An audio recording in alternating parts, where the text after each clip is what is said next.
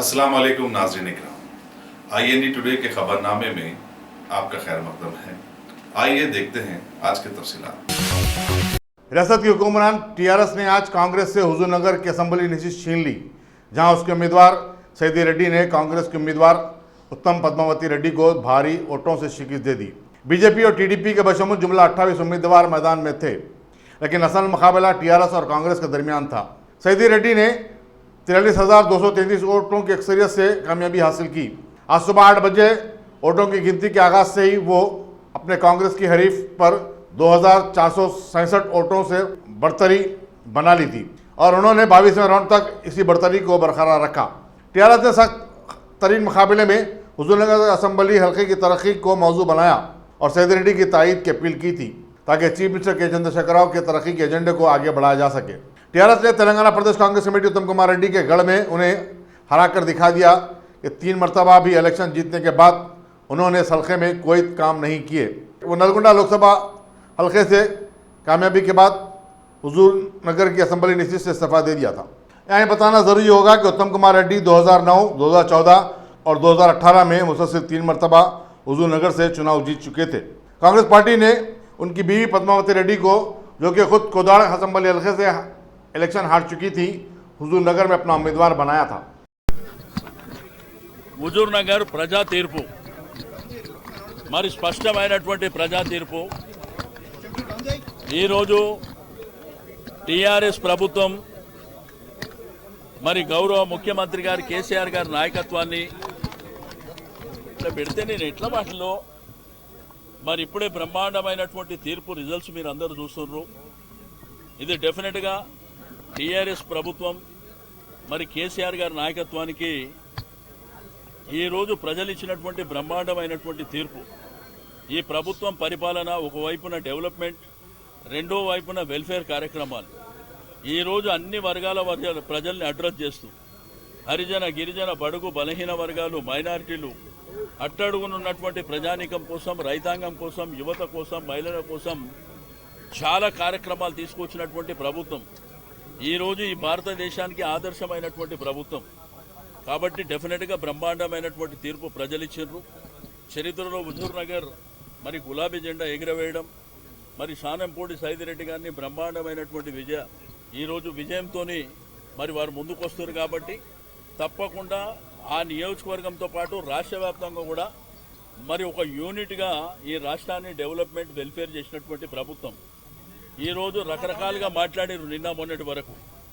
ప్రచార సరళి విషయానికి వచ్చినప్పుడు కూడా మా యువ నాయకుడు కేటీఆర్ గారు ఒక రోడ్ షో చేశారు అక్కడ. ఇక మిగిలినదైతే అక్కడ ఉన్నటువంటి స్థానిక నాయకత్వమే పనిచేసింది, మీరు అందరూ చూసారు. ఇక టీవీల, పేపర్ల కొన్ని జాగాలలో హైప్ క్రియేట్ చేశారు. ప్రభుత్వ యంత్రాంగం అంతా అక్కడే ఉన్నది, మంత్రులందరూ అక్కడే ఉన్నారు, ఎమ్మెల్యేలందరూ అక్కడే ఉన్నారని మీరు ప్రాక్టికల్గా చూసినటువంటి అంశాలు. కాబట్టి డెఫినెట్గా మా ప్రభుత్వ పర్ఫార్మెన్సు, మా ముఖ్యమంత్రి గారి ఆలోచన విధానం ఈరోజు మేము ఎక్కడ కూడా హైప్ క్రియేట్ చేయలే. మా ప్రభుత్వం ఈ విధంగా పరిపాలన చేసింది, మా పార్టీ ప్రజలకు అందుబాటులో ఉన్నది కాబట్టి ఓటేయమని చెప్పినాం. ఆ పద్ధతిలోనే ప్రజలు మరి బ్రహ్మరథాన్ని బట్టిరు. వారందరికీ మనస్ఫూర్తిగా అభినందనలు తెలియజేస్తా ఉన్నాను. ఇక మీదట ఏవైతే ప్రతిపక్ష పార్టీలు ఉన్నాయో, టీవీ ఛానళ్లు, పేపర్లు కనిపించగానే కుక్కల్లాగా బౌ అని మాట్లాడేది మర్చిపోయి బాధ్యతగా మాట్లాడేది నేర్చుకోండి. ఈరోజు ఏమైపోయిందంటే ప్రతి ఒక్కడికి ఫ్యాషన్ అయిపోయింది. టీవీలను చూడంగానే ఏది పడితే అది మాట్లాడేసి ఇష్టం ఉన్నట్టు మాట్లాడితే, ఏదో ధైర్యంగా మాట్లాడితే ప్రజలు యాక్సెప్ట్ చేస్తారనుకుంటారు. ఎవ్వరు యాక్సెప్ట్ చేసేటువంటి పరిస్థితి లేదు. మీ టీవీ డిబేట్స్లో కూడా చాలామంది ఏదేదో మాట్లాడుతుండే, మరి దీనికి ఏం సమాధానం చెప్తారో, ఆన్సర్ ఇస్తారో చూడాలి. కాబట్టి ప్రజా తీర్పు అనేది చాలా స్పష్టమైనటువంటి తీర్పు. డెఫినెట్గా ఈ ప్రభుత్వం మొదటి నుంచి కూడా బాధ్యతగా పనిచేస్తుంది. మాకు గెలుపు ఓటములు సమానమే. గెలుపు ఓటములతో కుంగిపోవడమో పొంగిపోవడమో జరగదు. బాధ్యతగా పనిచేసుకుంటూ ముందుకెళ్తాం. మళ్ళీ ఒకసారి హుజూర్నగర్ ప్రజలకు అందరికీ మనస్ఫూర్తిగా అభినందనలు. ఇప్పుడు నేనేమంటా, ఒక ఎన్నికకు ఇంకొక ఎన్నికకు ముడి ఉండదండి. ఏ ఎలక్షన్ అయినా గెలుస్తాం, మేము డెఫినెట్గా గెలుస్తాం. ఈరోజు మున్సిపాలిటీస్ కానివ్వండి, మరి గ్రేటర్ హైదరాబాద్ మున్సిపల్ కార్పొరేషన్లు కానివ్వండి, మరి గతానికి భిన్నంగా పరిపాలన జరుగుతుందా లేదా అనేది మీరు చూస్తున్నారు. ఈరోజు అనేకమైనటువంటి కార్యక్రమాలు తీసుకొచ్చింది ఈ ప్రభుత్వం. ఈ దేశానికి మోడల్గా ఉన్నటువంటి ప్రభుత్వం డెఫినెట్గా ఏ ఎన్నికలైనా కానీ మేము బాధ్యతగా పనిచేస్తాం. మాకు ఉండే సుప్రీమే ప్రజలు. మరి ఆ ప్రజలకు కావలసినటువంటి కార్యక్రమాలలో మేము భాగస్వామ్యం అవుతున్నాం. ఈరోజు 24 గంటల కరెంటు ఊరికైనా రాలే. రైతు బంధు, రైతు బీమా, ఈరోజు మిషన్ భగీరథం కానివ్వండి, అదేవిధంగా కాళేశ్వరం కానివ్వండి, దాంతోపాటు కళ్యాణ లక్ష్మి, షాదీ ముబారక్, ఇట్లా చాలా కార్యక్రమాలు తీసుకొని మనం ముందుకెళ్ళినాం. ఈ దేశానికి ఆదర్శంగా కూడా మనం ఉన్నాం.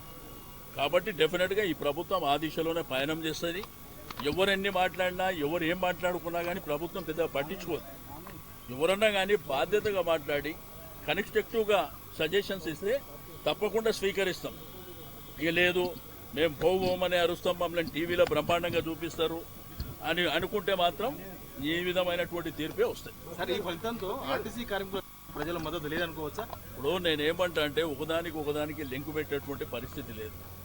స్పష్టంగా చాలామంది అక్కడ మాట్లాడినప్పుడు జరుగుతున్న పరిణామాలలో ఇది రెఫరెండం అన్న వాళ్ళు ఉన్నారు, మా పని అయిపోయింది అన్న వాళ్ళు ఉన్నారు, ఆల్టర్నేటివ్ మేమే అన్న వాళ్ళు ఉన్నారు, రకరకాలుగా మాట్లాడారు.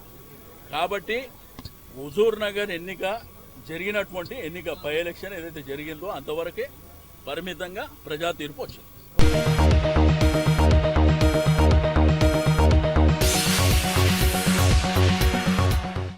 चीफ मिनिस्टर के चंद्रशेखर राव ने आरटीसी मुलाजिमीन की जारी हड़ताल पर आज मिलाकर अपनी जबान खोली। पार्टी ऑफिस में एक प्रेस कॉन्फ्रेंस से खिताब करते हुए उन्होंने कहा कि हालात अगर ऐसे ही रहें तो वो हड़ताल ही नहीं बल्कि आरटीसी को ही खत्म कर देंगे। आरटीसी मुलाजिमीन ने हड़ताल का गलत रास्ता अपनाया है। एक ऐसा इदारा जो 100 करोड़ रुपए के खसारे से दो चार है, किस तरह अपनी मांगे हुकूमत के सामने रख सकता है। उन्होंने कहा कि आरटीसी को रोजाना 4 से 6 करोड़ रुपए का नुकसान हो रहा है, जबकि खानगी ट्रैवल्स कंपनियां रोजाना 4 करोड़ रुपए कमा रही हैं। उन्होंने मजीद कहा कि आरटीसी और उनके मुलाजिमीन अगरचे के उनके दिल के करीब हैं, वो आरटीसी को तरक्की देना चाहते हैं, लेकिन मुलाजिमीन के तंजीम में इसमें रुकावट खड़ा कर रही है। उन्होंने कहा कि आरटीसी की तरक्की से रियासत का ही फायदा होगा। चीफ मिनिस्टर ने कहा कि वो हाईकोर्ट की रूलिंग के रोशनी में आरटीसी के हड़ताली मुलाजिमीन की जेएसी से गैर मशरूत बातचीत के लिए तैयार हैं। उन्होंने कहा कि रियासती बीजेपी आरटीसी को खानयानी की मुखालिफत कर रही है, लेकिन खुद वज़ीर-ए-आज़म नरेंद्र मोदी ने पार्लियामेंट में कई सरकारी शोबों की निजीकारी की तायद की है और उस पर बड़ा भाषण भी दिया है। बीजेपी के कायदीन को अब यह बताना होगा कि वो वज़ीर-ए-आज़म नरेंद्र मोदी के ख्यालात की मुखालिफत करते हैं। उन्होंने कहा कि हुकूमत चीफ सेक्रेटरी एस.के. जोशी की ज़ेर सदारत कमेटी को आरटीसी के मसले पर अपनी रिपोर्ट पेश करने की हिदायत दी है और हुकूमत को इस रिपोर्ट का इंतजार है, जिसके बाद ही कोई हतमी फैसला लिया जाएगा। चीफ मिनिस्टर ने कहा कि आरटीसी के मुलाजिमीन हुकूमत के मातहत हैं, उन्हें हुकूमत को यह कहने का कोई इख्तियार नहीं है कि हुकूमत क्या करे क्या ना करे। एक आजर और मुलाजिमीन के दरमियान यही एक उसूल और ज़ाब्ता होता है। वो अपने आप में सोच लीजिए ना, वो उनके परिवार के बारे में उनको ज़्यादा चिंता होना चाहिए। स्ट्राइक पर जाने से पहले उनको कुछ अकल तो होना चाहिए ना। उनके परिवार से चिंता ज़्यादा आपको है क्या? आप उनको पूछो, एक सवाल उनको पूछो, गैर जिम्मेदार तरीके से आप लोग कैसा स्ट्राइक पर गए बल्कि उनको नहीं पूछते आप? अरे बताओ भाई, ये मेरे सवाल का जवाब दो आप। चिंता ज़्यादा उनके परिवार के बारे में चिंता उन्हीं को होना चाहिए ना। देखो, बीजेपी पार्टी के प्रधानमंत्री जी ने ये बिल लाया, प्राइवेट करो बोल के कानून लाया। यहाँ का बीजेपी क्या बोलता है समझ में नहीं आता। क्या यहाँ का लोकल बीजेपी बोलेगा उनका प्रधानमंत्री गलत है, ये एक्ट गलत है? ये दे दे तो मैं आपको उनको दे दो, लोकल बीजेपी पूछो भाई क्या उनका प्रधानमंत्री गलत है, ये बिल गलत है? और इनका भाषण भी है, मैं भाषण नहीं लाया, पार्लियामेंट में क्या भाषण दिए ये बिल पास करते वक्त, बहुत लंबा भाषण दिया, बहुत प्रोग्रेसिव कदम बोले इसको। तो यहाँ के लोग क्या बोल रहे అండి? నేను ఏమంటున్నా అంటే డెఫినెట్గా ఇక్కడ మేము మా ఇష్టమైనప్పుడు పోతాం, మళ్ళీ తెల్లారి మా ఇష్టమైనప్పుడు వస్తాం. నేను బటియార్ కారణావా, సంస్థనా, తమాషనా, పిల్లల ఆటనా? ఎట్లుంటుంది? ఓ పద్ధతి, నియంత్రణ ఉంటుందా? ఓ సిస్టమ్ ఉంటుందా? అది లేకని ఇప్పుడు విచ్చలవిడితనమైంది 100%. ఇది అల్టిమేట్గా ఆర్టీసా బీటీసా కాదు, ఇక్కడ గవర్నమెంట్ దృష్టి ఏముంటుందండి? గవర్నమెంట్ రెస్పాన్సిబిలిటీ ఏముంటుంది? The responsibility of the government ఖచ్చితంగా ప్రజలకు రవాణా సదుపాయం అందుబాటులో ఉండే ప్రయత్నం చేయాలి, అంతే కదా? మా రెస్పాన్సిబిలిటీ అది. దానికోసంగా ఈ చట్టం ప్రకారంగా మేము డెఫినెట్గా ఇంకొక 5-6 రోజుల తర్వాత డెసిషన్ తీసుకుంటాం. ప్రజలను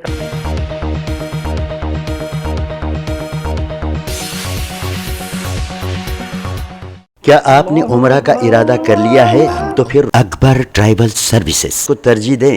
हज उम्रा करने वालों के लिए क्वालिटी सर्विस ऐसी कि आप मुद्दतों भुला ना पाएं और इंडिविजुअल्स की सहूलत भी। इंटरनेशनल और domestic air ticketing, visa endorsement, visit visa, immigration और पासपोर्ट ऑनलाइन की सहूलत भी दस्तयाब है। हर माह उम्रा के 2 ग्रुप्स रवाना होंगे। मक्के शरीफ और मदीने मुनव्वरा में बिल्कुल करीब क़याम, तीनों वक्तों पर हैदराबादी ग़िज़ाएं, लग्जरी होटल में क़याम, एसी बसें, ज़ियारतों की सहूलतें, आपके सफ़र से जुड़ी तमाम ज़रूरी उमूर की बेहतर से बेहतर खिदमात की पेशकश लिए।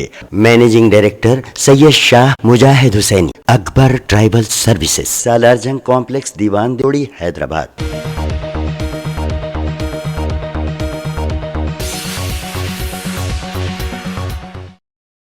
टीआरएस के सदर और चीफ मिनिस्टर के चंद्रशेखर राव ने हुजूरनगर असेंबली के ज़िमनी चुनाव में पार्टी उम्मीदवार सईदी रेड्डी की कामयाबी पर पार्टी कायदीन और कारकुनों से इजहार तशक्कुर किया। तेलंगाना भवन में एक प्रेस कॉन्फ्रेंस से खिताब करते हुए उन्होंने कहा कि अवाम ने उनकी पार्टी पर जिस एतमाद का इजहार किया है वो उसका एहतराम करते हैं और इस हल्के की तरक्की के लिए हर मुमकिन कोशिश करेंगे। उन्होंने कहा कि वो हफ्ता 26 अक्टूबर को हुजूरनगर का दौरा करते हुए अवाम से एक जलसे से खिताब करेंगे और उनका शुक्रिया अदा करेंगे। चीफ मिनिस्टर ने कहा कि हुजूरनगर का नतीजा टीआरएस हुकूमत के लिए रेफरेंडम था। अवाम ने अपोजिशन जमातों के दावों और झूठे प्रपंडों को मुस्तरद कर दिया है। उनकी हुकूमत आवाम से किए गए वादों को बड़ी हद तक पूरा कर रही है और कुछ खामियां रह गई हैं तो उन्हें भी पूरा किया जाएगा। अपोजिशन जमातों पर इंतशार की सियासत करने का इल्जाम आयद करते हुए चंद्रशेखर राव ने कहा कि वो आरटीसी मुलाजिमीन के बशमूल जिंदगी के हर शोबे में गलत फहमियाँ पैदा करते हुए उन्हें हुकूमत से मुतनफ़र करने की कोशिश कर रही हैं।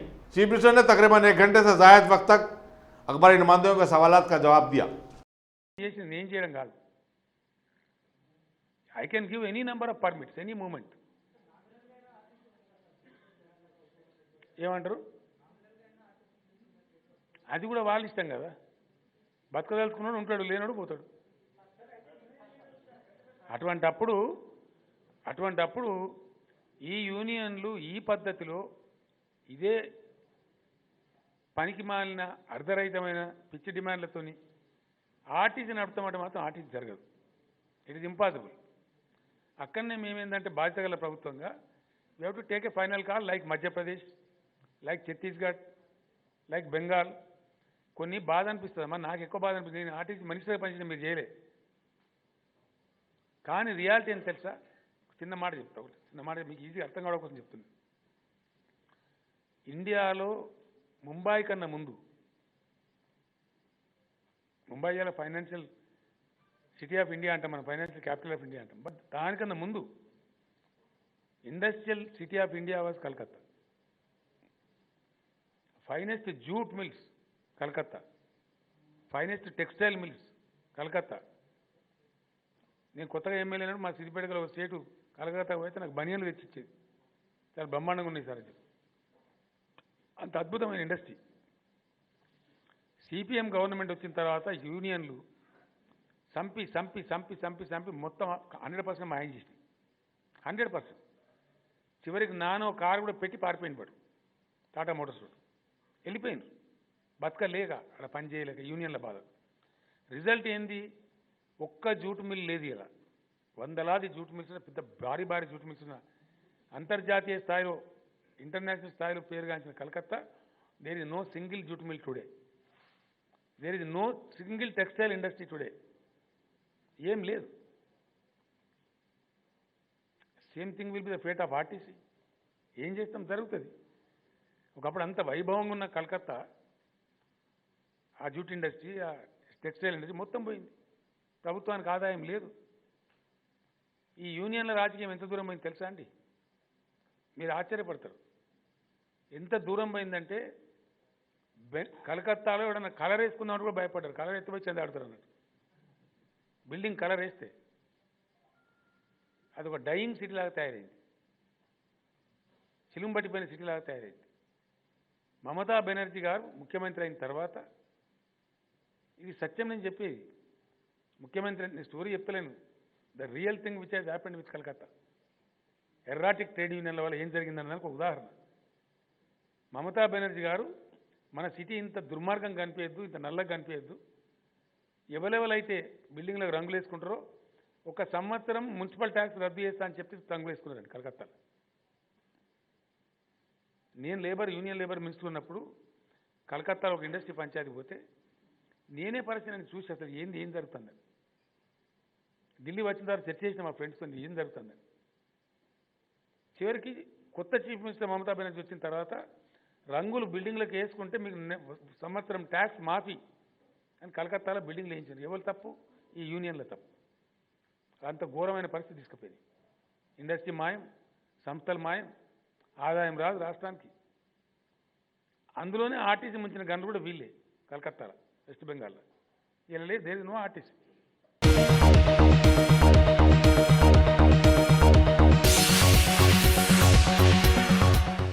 तेलंगाना प्रदेश कांग्रेस कमेटी के कार्यवाहक सदर पूनम प्रभाकर ने महाराष्ट्र और हरियाणा के असेंबली इंतखाबी नताइज पर तबसरा करते हुए कहा कि दरअसल कांग्रेस की जीत है, क्योंकि इन दोनों रियासतों में बीजेपी को 2014 के मुकाबले में इस मरतबा कम नशिस्तें मिली हैं और इसके वोट की शरह में भी ज़बरदस्त कमी हुई है। हुजूरनगर असेंबली हल्के के ज़िमनी चुनाव के बारे में उन्होंने कहा कि टीआरएस ने नोटों की बुनियाद पर चुनाव जीता है, लेकिन वो अवाम के फैसले का एहतराम करते हैं।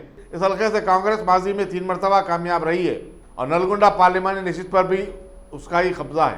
देश में बीजेपी का सरकार हुकूमत रहने के बावजूद, महाराष्ट्र में हरियाणा में बीजेपी का हुकूमत रहने के बावजूद भी जो असेंबली इलेक्शन में कांग्रेस का जो परफॉर्मेंस है वो बहुत खुशी की बात है। और देश के लोग आज फिर एक बार कांग्रेस के तरफ देख रहे।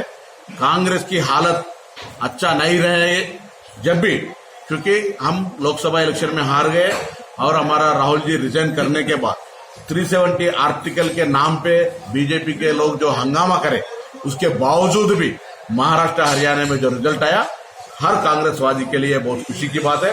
और ये बात को आगे ले जाने के लिए और देश में आज की तारीख में प्रधानमंत्री को ये मुंह का दाढ़ी के ऊपर लेटर लिखे तो भी उनको देशद्रोही कहने का जो हालात चल रहा है और देश में जो फाइनेंशियल का कंडीशन मांदी चल रहा है, उनके ऊपर पब्लिक आज की तारीख में सोचना शुरू करे। ये आने वाला दिन में कांग्रेस पार्टी इसके ऊपर नजर लगा के हुए आगे कार्रवाई करेंगे और आने वाला दिन में कांग्रेस सरकार में आए और देश में सब जैसा वो पुराना जमाना जैसा सबको मिला के आगे ले जाने की कोशिश करेगा। और जो तेलंगाना में हुजूरनगर का इलेक्शन हुआ, हुजूरनगर इलेक्शन में हमारा हार हुए तो भी तेलंगाना में टीआरएस के अलावा कांग्रेस के बिना कोई और मौका नहीं है, क्योंकि बीजेपी का और तेलुगुदेशम का वोट डिपॉजिट भी जब्त हो गया और पहले कैसा 119 में 105 टिकट सीटों में बीजेपी का धरावत नुकसान हुआ, इस बार भी ऐसी हुआ। तो आने वाला दिन में टीआरएस के मुकाबला कांग्रेस ही रहेगा। कांग्रेस हुकूमत में आएगा। जैसा सोनिया गांधी जी तेलंगाना देते वक्त जो सोच था, वो सोच का अमल करके तेलंगाना में भी पब्लिक को सेवा करने का मौका हम लेंगे। एक बाई इलेक्शन में हार गए तो हम पहले से बोल रहे इलेक्शन साफ इंसाफ से नहीं हो रहा है। इलेक्शन में बहुत सारे इलीगल एक्टिविटी और सब हो रहा है, उसीलिए हम लोग इलेक्शन को सही गवर्नमेंट का डेमोक्रेटिक जीत नहीं समझते। कैश धनसा में हम जीते बोल के हमने बोलते हुए आने वाला दिन में सब मिलके कांग्रेस जिताने के लिए हम फिर आगे ले जाने के लिए और म्युनिसिपल इलेक्शन में भी पब्लिक को यही मांग करते हैं हम कांग्रेस को जिताओ, पूछने का एक आवाज को सामने रखने की कोशिश करें। हुजूरनगर तो कांग्रेस का गढ़ जीतते आ रहे तो वो लोग भी हारते आ रहे हैं, इसलिए उनके ऊपर एक बार सिंपैथी मिले।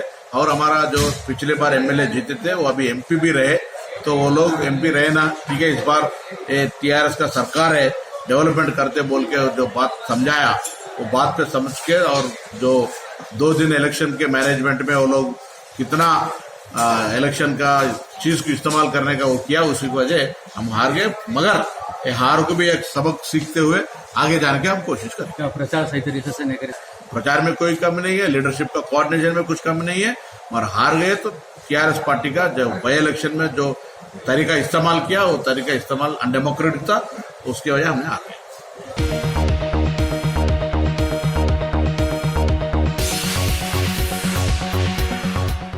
महाराष्ट्र और हरियाणा के असेंबली इंतखाबात में कांग्रेस के बेहतर मुजाहरे को कांग्रेस की मुल्क में दोबारा वापसी की शुरुआत समझा जा रहा है।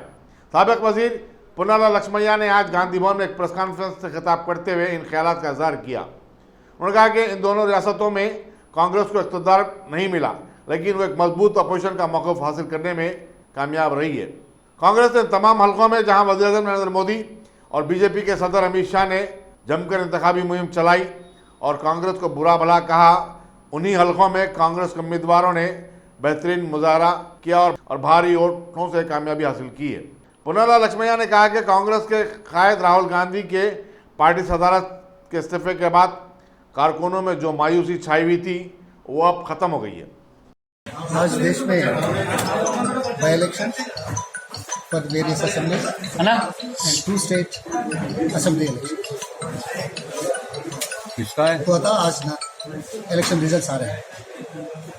ये आज के दिन जो इलेक्शन रिजल्ट्स आ रहे हैं महाराष्ट्र और हरियाणा, ये good starting for Congress also. The reason, ये मतलब क्या है, मोदी साहब इतने पब्लिक मीटिंग्स लेके प्रचार किया है। मोदी साहब प्रधानमंत्री है, मोदी साहब 370 यूज कर रहे हैं, बहुत जोर से बोल रहा था। पीओ के में पाक का शुरू में रेस हुआ, अटैक्स हुआ, और इसके ऊपर से आज का रिजल्ट क्या बोल रहे, क्या दिखा रहे। महाराष्ट्र में कम सीट कम वोट्स, हरियाणा में कम सीट्स कम वोट, ये दोनों क्या बता रहे हैं, बीजेपी का गवर्नेंस को लोग भूल जा रहे हैं। they are not supporting BJP. Slowly it's coming up now. On top of it, Modi क्या बोला, 370 बोला, पीओके बोला, वो देशभक्ति के लिए प्रचार करता, मगर उन्होंने 2014 में लोगों को जो वादा किया मंत्रालय के बारे में, एम्प्लॉयमेंट के बारे में और प्राइसेस के बारे में कुछ नहीं बोला। इलेक्शन कैंपेन में एक बात भी नहीं बोला। देश का आर्थिक व्यवस्था कैसा है बोला ना, देश का आर्थिक व्यवस्था नीचे गिर रहा। पूरे दुनिया के देशों देख रहे कितना ग्रोथ कम हो गया है, जॉब्स नहीं मिल रहे और इन्वेस्टमेंट आ रहे नहीं बाहर से, exports coming down. What does it indicate? It's not a good governance. That's what people are now realizing it. That's why they are drifting away from BJP, in my opinion. As a matter of fact, Congress has the present situation. We are not that good in the sense as organization, but still we made better. Haryana और Maharashtra. So ये BJP का चालूपन ज़्यादा दिन नहीं, एक बार दो बार तीसरी बार मुश्किल है लोगों को बिलीव करना। आप क्या उम्मीद करते हैं आने वाले टाइम में तेलंगाना में कांग्रेस हमेशा देश के साथ, प्रांतों के साथ, नहीं तेलंगाना में जो है देश के साथ, समाज के साथ, लोगों के साथ और गरीब लोगों के साथ है ना, जो पावर है या अपोजिशन में।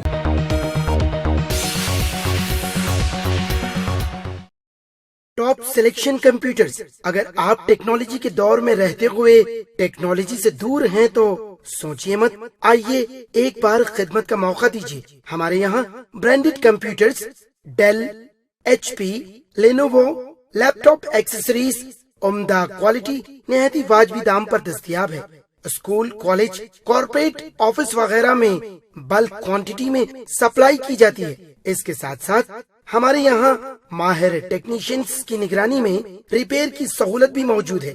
अगर आप अपने घर, दुकान, सोसाइटी, स्कूल वगैरह को सेफ और क्राइम फ्री बनाना चाहते हो तो इंस्टॉल कीजिए CCTV कैमरा जो HD क्लियरिटी के साथ दस्तयाब है।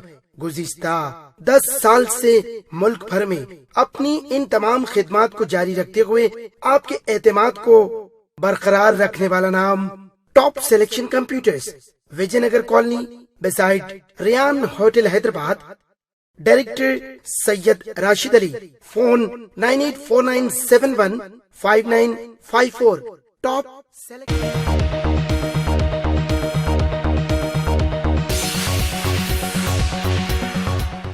टीआरएस की साबिक रुकन पार्लियामेंट के कविता ने हुजूरनगर असम्बली हल्के से पार्टी उम्मीदवार की कामयाबी का खैर मकदम किया है और पार्टी कायदीन और कारकुनों को जिन्होंने पार्टी उम्मीदवार सैयद रेड्डी को कामयाब बनाने अंतिक मेहनत की मुबारकबाद दी। कविता ने एक ट्वीट के जरिए कहा कि वो पार्टी के तमाम कारकुनों का शुक्रिया अदा करती हैं।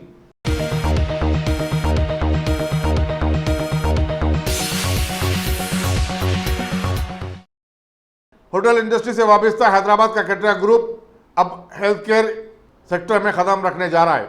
बच्चूपल्ली के करीब निजामपेट में 999 बिस्तर वालों एक हॉस्पिटल तामीर किया जा रहा है। एसएलजी हॉस्पिटल्स के नाम से शुरू होने वाला ये प्रोजेक्ट अपने आप में अनोखा होगा, जहां एक ही कैंपस में दवाखाना और होटल भी होगा। दवाखाना 3 मरहलों में 2022 तक 350 करोड़ रुपए की सरमाया से मुकम्मल कर लिया जाएगा। 4 एकड़ राजधानी पर तामीर किए जाने वाले इस हॉस्पिटल और होटल में 1500 अफराद को रोजगार मिलेगा। कटरा ग्रुप के सदनशीन डी शिवराम रेड्डी ने बताया कि होटल 9 लाख मुरब्बा फीट पर तामीर होगी। एसएलजी हॉस्पिटल के एग्जीक्यूटिव डायरेक्टर DVN सोमाराजू ने बताया कि मेडिकल टूरिज्म उनका फोकस है और हम दुबई, अबू धाबी और अफ्रीकी ममालिक के मरीजों की खिदमत करेंगे और दवाखाने को अंदरून 1 साल national accreditation board for hospital से सर्टिफिकेट दिलवा लिया जाएगा।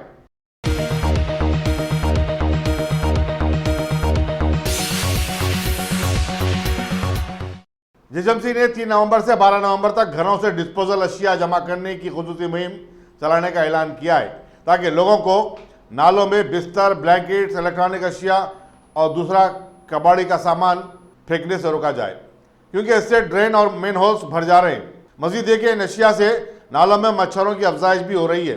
मस्जिद से बल्दिया की तरफ से मुतअद्दिद अपीलों के बावजूद लोग कबाड़ी का सामान नालों में फेंक रहे हैं। जीएमसी अब घरों से नाकारा और इस्तेमालशुदा बिस्तर, एयर कूलर, फर्नीचर, प्लास्टिक अशिया और किताबें जमा करेगा। उसके अलावा कम्युनिटी हॉल या हर मोहल्ले के एक मुकाम पर उसके जमा करने की जगह बनाएगी। जीएमसी के कमिश्नर लोकेश कुमार ने तमाम जोनल कमिश्नरों को इस सिलसिले में एक एक्शन प्लान बनाने और रोजाना की असास पर एक रिपोर्ट तैयार करने की हिदायत दी है। उन्होंने हमसे भी अपील की कि वो कबाड़ी का सामान एक डब्बे में जमा करके बल्दी अमले के हवाले करे। इस साल के अवाइल में बल्दिया ने ऐसी एक मुहिम चलाई और 150 मीट्रिक टन का सामान जमा किया था। बल्दिया रोजाना 70,000 टन कचरे की निकासी कर रही है। बारिश और त्योहारों के मौके पर इसमें और भी ज्यादा इजाफा होता है।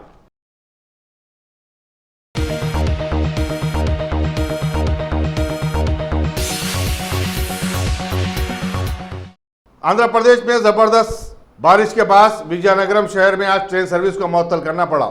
शदीद बारिश की वजह से बास ट्रेनों को मंसूख करना पड़ा। शहर में कई मकामात पर पानी जमा हो जाने और ट्रैफिक जाम होने की इत्तलात मिली हैं। जो ट्रेनें मंसूख हुई हैं उनमें विशाखापट्टनम से भुवनेश्वर जाने वाली ट्रेन और भुवनेश्वर से विशाखापट्टनम आने वाली ट्रेन शामिल है। भुवनेश्वर और विशाखापट्टनम के दरमियान चलाई जाने वाली इंटरसिटी एक्सप्रेस को श्रीकाकुलम स्टेशन पर रोक देना पड़ा। कई मकामात पर ट्रेन की पटरियों पर पानी जमा हो गया है।